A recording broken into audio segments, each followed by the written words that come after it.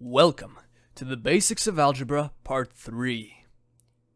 In this video, we will explain how to multiply polynomials.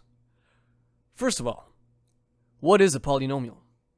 A polynomial is an algebraic expression with the following criteria.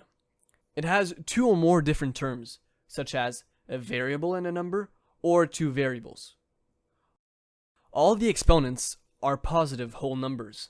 So you can't have exponents that are fractions or roots. You also cannot have a variable as the denominator of a fraction. In short, here on the left are examples of polynomials, and on the right are examples of numbers that aren't. Now, how do we multiply two polynomials together?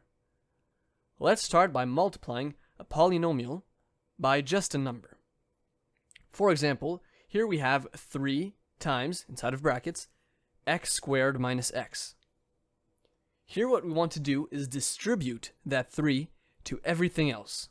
So here we will multiply 3 by x squared, giving us 3x squared. And then we will multiply 3 by x, giving us 3x. I like to call this method the rainbow method, because it looks slightly like a rainbow. So our answer is 3x squared minus 3x. But what if we have, inside of brackets, x minus 2 times, inside of brackets also, x plus 5. We do the exact same thing as before, so we multiply x times x, giving us x squared, plus x times 5, giving us 5x. Now, we repeat the process, but with the negative 2. So, negative 2 times x is negative 2x. So we will write it down beside the rest. And finally, we have negative 2 times positive 5, giving us negative 10, so minus 10. And then we finalize our expression by simplifying, giving us x squared plus 3x minus 10. For the final exercise, we will multiply two polynomials, but with 3 terms each. Our example is, inside of brackets, x squared minus y plus 8 times, inside of another set of brackets, y squared minus z minus 12. I strongly suggest you pause the video to try it out yourself, because trying it by yourself is one of the best ways to learn. Let's start with our x squared. X squared times y squared equals x squared y squared. Now, x squared times negative z, since we only have one negative, the answer will be negative x squared z. Then we have x squared times negative 12.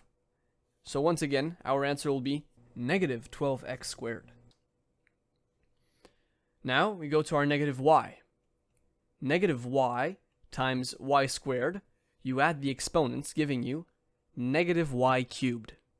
Then we have negative y times negative z. Since here we have two negatives, our answer will turn into a positive. So we add yz. Then we have negative y times negative 12. This gives us positive 12y, so we add 12y.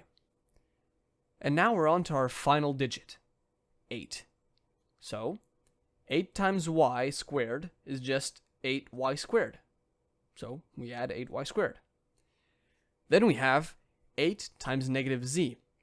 This gives us negative 8z, so we subtract 8z. And finally, we have 8 times negative 12, giving us negative 96. So in short, your equation should look like this.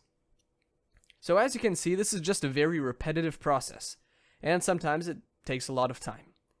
But there you have it. For the next videos, we'll show you how to divide polynomials. Thanks for watching.